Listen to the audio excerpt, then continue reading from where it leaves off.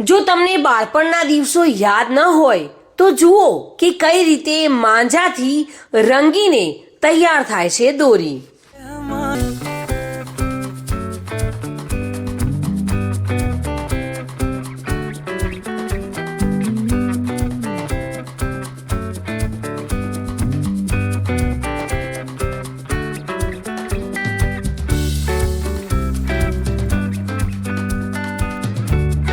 જો તમારો જન્મ 1990 પહેલા થયો હશે તો આ સમાચાર તમારા માટે ખાસ છે, કારણ કે આ સમાચાર તમને તમારા બાળપણના દિવસો ચોક્કસથી યાદ અપાવશે। તો આવો જોઈએ કે શું મહત્વ છે આ સમાચારનું। મિત્રો, પતંગનો તહેવાર એટલે ઉત્તરાયણ। બાળકોના સૌથી પ્રિય તહેવારમાં એક ઉત્તરાયણના તહેવારની ઉજવણી આમ તો 14 જાન્યુઆરીના રોજ થાય છે, પરંતુ દિવાળી પૂરી થયા બાદ જ પતંગ રસિકો પતંગ ચગાવવાની શરૂઆત કરી દેતા હોય છે।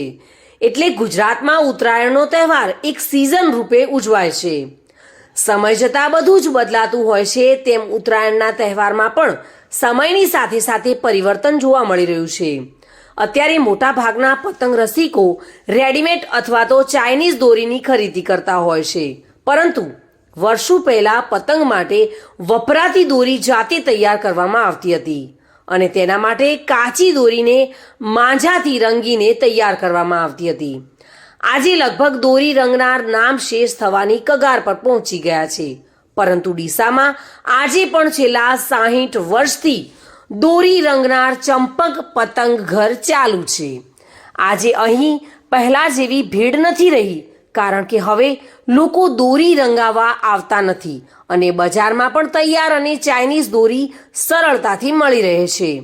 ત્યારે એક સમય ઉત્તરાયણની સિઝનમાં દોરી રંગવા માટે ભીડ જામતી હતી, તે હવે જોવા મળતી નથી રહી।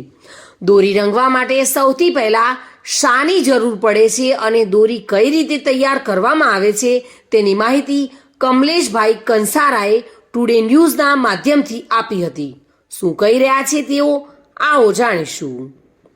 અમે માતાશેરીમાં આ જગ્યાએ છેલ્લા 60 વર્ષથી દોરી રંગવાનો વ્યવસાય કરીએ છીએ, જે શરૂઆત મારા દાદીએ કરી હતી અને મારા પપ્પાએ કરી હતી અને અત્યારે મેં પણ આ વ્યવસાય જાળવી રાખ્યો છે। અમારા જે ચાહકો છે જે દોરી રંગાવવા માટે 2-3 કલાક લાઇનમાં પણ ઊભા રહે છે અને જે રંગાવાના ચાહકો છે અમારા ત્યાં બનાસકાંઠા જિલ્લામાંથી આવે છે। એ લોકો તૈયાર દોરી પણ નથી વાપરતા, ચાઇના પણ નથી વાપરતા અને એ લોકો એમ જ કહે છે કે ભાઈ ના, દોરી રંગાવી તો ચંપકભાઈના ત્યાં જ રંગાવીએ। અને અમે જે સાબુદાણાથી લુદ્દી બનાવીએ છીએ એ મજબૂતાઈ જે પકડે છે એ ગમે એવી વસ્તુ બીજી કોઈ પણ લોકો કરે છે એનાથી મજબૂતાઈ આવતી નથી અને સ્પેશિયલ એ લોકો એટલા માટે જ અહીંયા દોરી રંગાવવા માટે આવે છે। અને આ શરૂઆત મારા દાદીએ કરી ત્યારે 50 પૈસા દોરી રંગવાના ભાવથી કરી હતી। અત્યારે 1000 વાર રંગવાનો ભાવ 40 રૂપિયા છે, છતાંય લોકો અમારા જે ચાહકો છે એ દોરી રંગાવવા માટે દૂર દૂરથી બનાસકાંઠા જિલ્લામાંથી અહીંયા આવે છે।